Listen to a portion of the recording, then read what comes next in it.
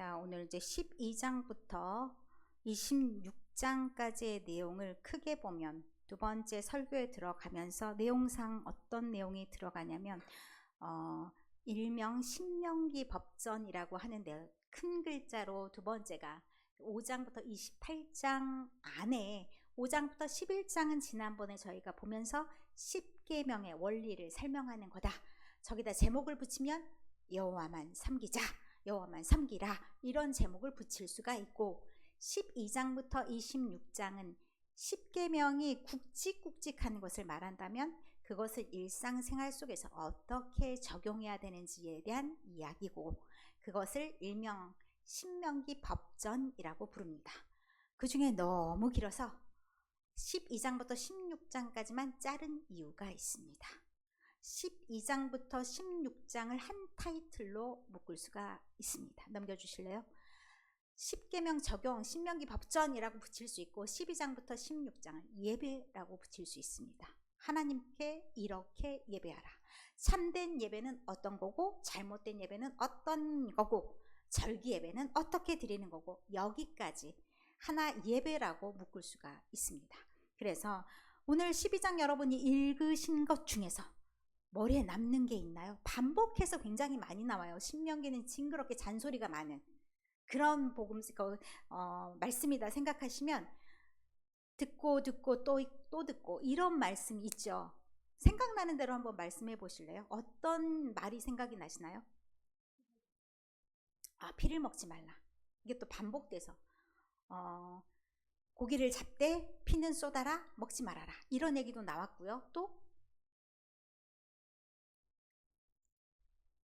사실 여기에 예배의 장소, 누구랑 함께 예배를 드릴 건지, 예배를 드릴 때 우리와 같이 예배 드리는 것이 아니라 예전에는 제물이 있었잖아요. 어떤 것이 제물에 해당되는 것인지 이런 것도 다 나온 게 우리가 읽었던 28절까지의 내용이에요.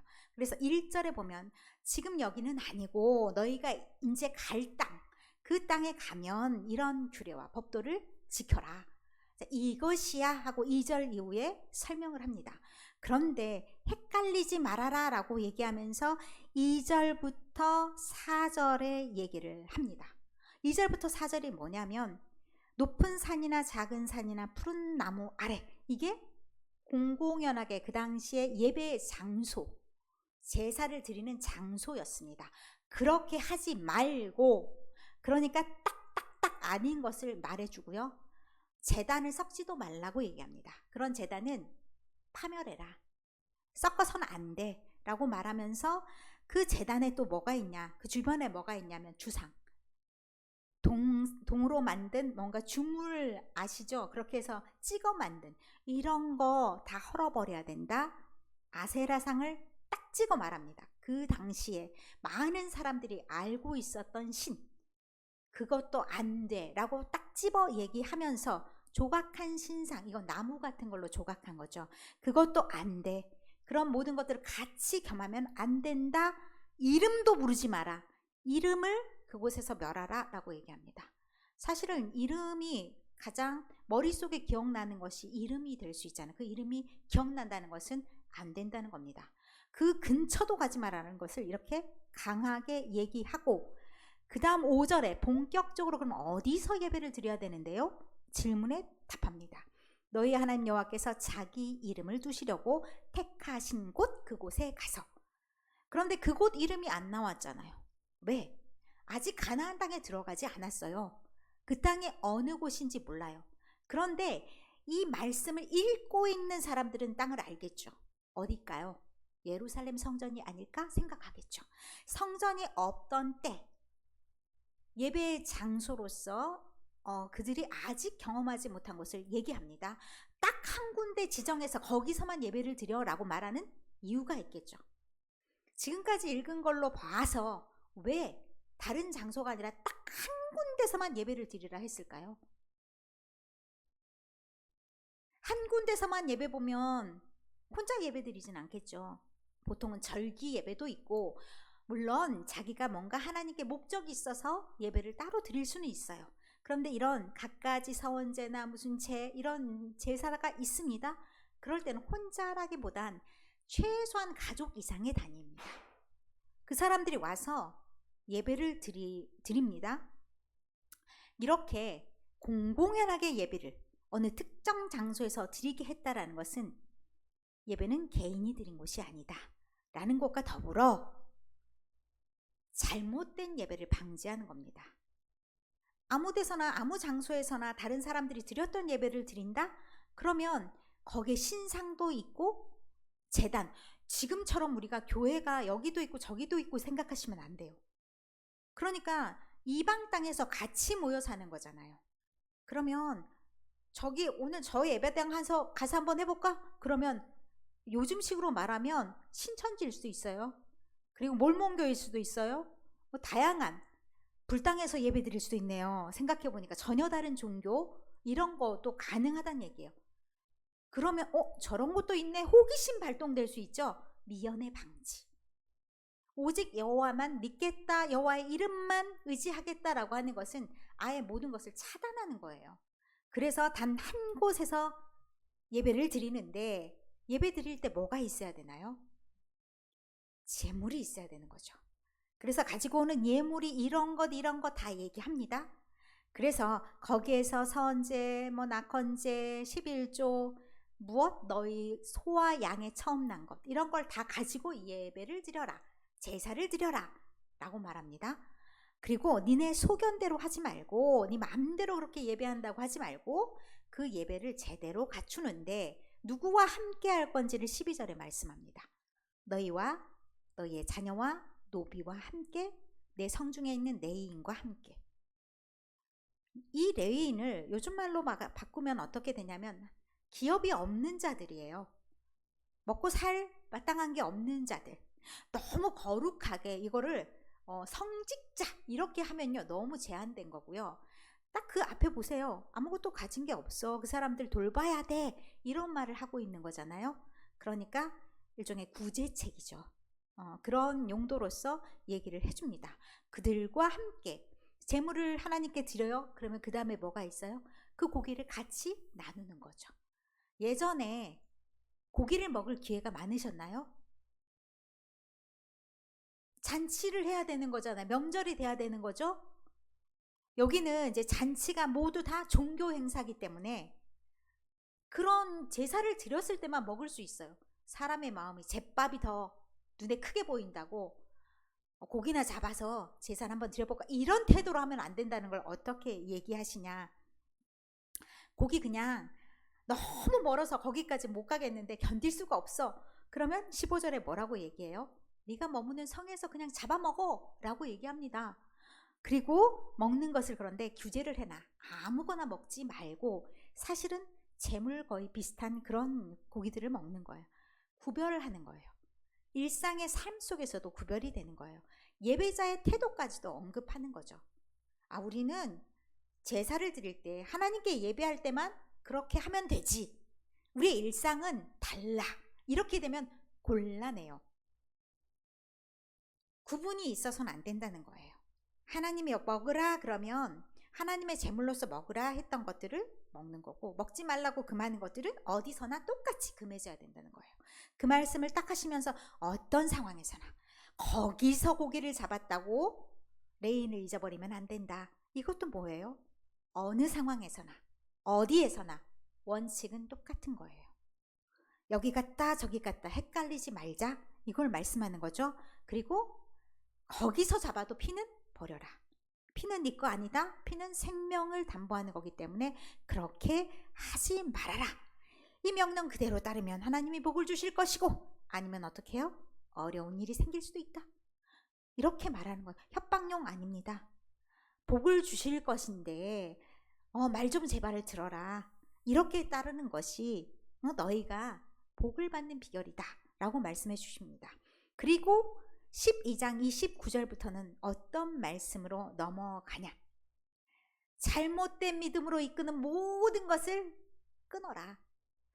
그 사람들이 지금 어떤 대상자라고 얘기하냐면 29절의 포문을 어떻게 여냐면 들어가는 곳에서 민족들을 만나잖아요. 그러면 그 민족들이 믿는 신, 거기는 주상이 막 있어요. 멋지구리한 상들이 있어요. 우리는 막 아무것도 없잖아요. 그런데 막 우리가 절에만 가봐도 막 상들이 되게 많이 있잖아요. 와, 좀 되게 멋있다. 뭐 금으로 만들었네? 이렇게 현혹돼서는 안 된다고요. 그 사람들이 뭘 믿든지 저 신은 어떻게 믿게 됐을까? 궁금해할 필요 없다. 이 얘기를 하시는 거고요. 13장에는 선지자나 꿈꾸는 자라고 자기가 하나님과 영통한다고, 막 영으로 통한다고 해서 야, 하나님이 말씀하셨어. 이렇게 해도 된다. 라고 말하는 것에 현혹되지 말라. 그 말하는 것이 하나님 외에 다른 것, 그런 것으로 너희를 꼬시는 거면 절대 넘어가선 안 된다. 그것을 말씀하는 것이 5절까지의 말씀. 그리고 그 다음에 말씀은 뭐냐면, 우리가 친밀하다 가족만큼 친밀하겠어요? 그 친밀한 사람을 얘기합니다. 꼬시는 사람이 있잖아요. 굉장히 권위가 있는 사람이 아까 선지자나 이런 분들이었죠. 꿈꾸는 자. 그런데 이제 어머니의 아들, 형제예요? 자녀예요? 아내예요? 남편이에요? 친구예요? 절친? 그것도 절친. 이 사람들이 옆구리 콕콕 찌르면서 너도 우리 신을 한번 믿어봐. 내가 이거 했더니 너무너무 일이 잘 풀렸어. 너 헛것 다니지 말고 이제부터 나를 한번 따라가 보자. 이렇게 말한다고 제가 오직 나를 생각하면 오죽하면 나한테 이런 말을 하겠어? 하고 같이 가면 돼요? 안 돼요. 그게 6절부터 11절 말씀이에요. 가장 친하다고. 그러니까 나를 너무 생각하는 것 같은 그 사람이라 할지라도 넘어가면 안 된다. 그 다음에 이제 12절에는요. 성읍에 대한 얘기가 나와요. 그 성읍이 통째로 다른 신을 믿는데요. 그러면 저 정도 믿으려면 뭔가 기적이 엄청 일어나고 뭔가 좋아서 그런 거 아니겠어? 이게 대중적인 거죠. 우리가 살다 보면 그런 일들이 있어요. 남들이 다 좋다 하는데 이건 내가 잘못된 건가? 내 판단이 맞는 건가? 저 사람들은 다 저 길로 가는데 나 혼자만 이 길을 가는 것 같은 그런 데가 있잖아요. 그럼 내가 막 의심스러워. 내가 뭘 안다고, 나도 그냥 남들 하는 대로 하지, 언제부터 내가 그랬다고, 이런 마음 가질 수 있잖아요. 그런데 그걸 말하는 거예요. 성읍. 완전 다른 사람들이 다 그러니까 거기에 나는 하나야. 그 중에 하나. 그러면 말빨이 서요? 뭐가 서요? 그러니까 은근히 따라가게 된다고요. 절대 안 된다. 이게 12절 성읍에 대한 이야기입니다. 권위가 있는 사람이라고 따라갈 필요 없어요. 나랑 친한 사람이라고 따라갈 필요가 없어요. 많은 사람이 그 길로 간다고 해도 길이 아니면 가지를 말어. 이게 13장 딱 정리, 한 큐에 정리됩니다. 그 다음에 이제 14장요. 일상에 관련된 내용이기도 해요. 애도.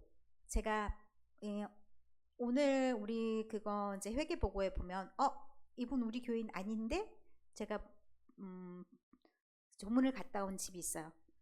혹시 여러분 주보에서 보셨을지 모르겠어요. 배정훈, 박한정 집사님. 이분들이 우리 교회에 선교원금을 꾸준히 하는데 어머님이 갑자기 돌아가셨어요. 75세. 그래서 제가 영동에서 장례식이 있었는데 다녀왔어요. 근데 여기 지금 제가 1절, 2절에 애도법이 나와서 하는 얘기예요. 다른 동네 애도법은 뭐랑 관계되냐면 약간 신앙이랑 관련돼요. 그러니까 막 이게 눈썹을 밀지 말라 단순히 그 얘기가 아니라 그거 잘못 헷가닥 따라가면 어떡해? 너도 모르게 우상을 섬기는 것이 되니까 생각 좀 하고 살아. 생각. 이게 잘못된 것인지 옳은 것인지 판단해야 된다. 이런 말을 하는 거예요. 그러니까 그런 모임이나 그런 장소나 이것도 좀 구별해야 된다는 얘기죠. 그 다음에 3절부터 21절까지의 내용은 먹는 얘기예요. 우리 레이기에 봐도 이런 내용이 나오죠. 정한 짐승, 부정한 짐승. 이걸 지금 우리의 삶에 그대로 적용해서 레이기에 나왔는데 뭐 신명기에 나왔는데 돼지고기 먹으면 안 돼. 이렇게 얘기하라는 얘기가 아니고 이건 나름의 근거가 다 있는 거예요. 어떤 근거냐면 제가 아까도 말씀드렸듯이 일상도 예배의 상황이랑 똑같이 적용한 거예요. 그러면 먹어서는 안 되는 거, 우리가 드려지는 예물이랑 똑같은 것들을 일상에 적용하는 거고, 그게 아닌 것은 어떤 거냐면 섞이면 안 돼요. 육지에 사는 애가 물에 사는 거랑 비슷해. 이거 싫어했어요. 섞여지는 모든 것을 다 금한 거예요. 아, 신앙이 혼탕될까봐 모든 것에 혼탕은 싫어하는구나. 심지어 뭐도 싫어하냐면 실이 섞인 것도 싫어해요. 그럼 우리가 못 내잖아요. 옛날식으로 말하면 색깔 섞여서도 안 돼요. 한 색깔로 딱 맞추면 그렇게 돼야 되는 거예요. 그렇게 하지만 이거를 이제 그런 식으로 적용하는 게 아니라 이 사람들의 상황에서는 이게 정말 경거망동하면 안 되니까 모든 일상에 하나님의 자녀로서 구분되기 위해서 몸부림을 쳤구나 이렇게 받아들이시면 됩니다. 그리고 14장 22절부터 이제 처음 거둔 것에 대한 11조에 대한 얘기가 나옵니다. 이것도 다시 제물로 돌아가는 거죠. 내게 아니야. 11조 내게 아니죠. 우리가요, 내가 열심히 일한 대가인데 거기에서 11조를 떼라고 생각하는 순간 어떻게 돼요? 시험이 크게 됩니다. 근데 본시 내가 건강하게 일할 수 있는 거, 건강 누가 주신 거예요? 하나님이. 직장 주신 거 누가 주신 거예요? 직장 다 들어가요? 안 들어가요. 못 들어간 사람도 수두룩적해요. 그러나 내가 직장 다닐 수 있는 거. 월급이 안 나올 수도 있어요. 다행히도 이 회사가 잘 돌아갔어? 월급이 나한테 따박따박 나와? 하나님의 은혜죠. 그 11조 하나님이 나한테 주신 것, 하나님이 이 땅을 잘 살게 나에게 주신 그 재물을 가지고 하나님, 내가 양심은 있습니다. 하나님, 그래서 하나님이 드리라고 하는 11조를 하나님께 드리면서 이 모든 것이 하나님의 것입니다 고백하면서 드립니다. 나머지는 제가 좀 쓰겠습니다. 제가 잘 쓰고 건강한 몸으로 다시 일하며 하나님의 사람으로 살겠습니다. 다짐하는 것이 11조란 말이에요. 그런데 11조를 요즘의 사람들이 대부분 그래요. 그래서 11조 때문에 싸우는 집들이 많이 있지요. 그게 개념이 까딱 잘못되면 안 되는데 11조에 대한 그런 제대로 된 생각이 있어야 되고요. 그리고 여기 재밌는 게 신명기에만 나와요. 신명기 14장 28절부터 29절 말씀은 매 3년 끝 3년에 한 번씩은 어떻게 하라고 얘기하냐면 10분의 1을 성읍에 저축을 하는데 레인과 객과 고아와 과부들을 먹게 하라라고 얘기합니다. 지금은 말하면 그 돈을 쌓아두었다가 어떻게 해요?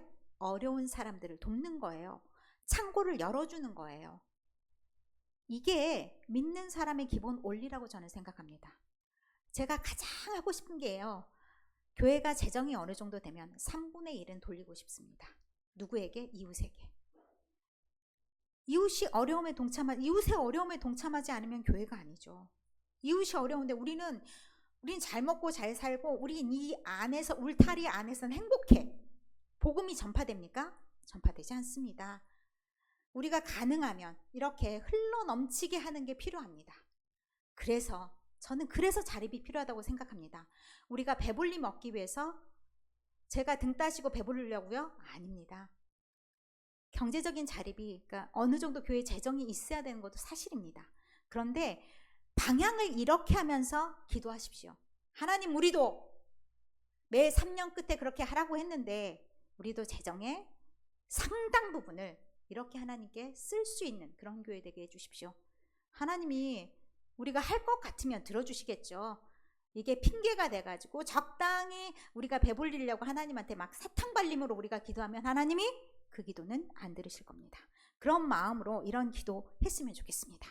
그리고 이제 15장에 보면 매 7년 끝에는 빚을 다 탕감해 주는 겁니다. 우리가 레위기에서 봤던 거는 뭡니까?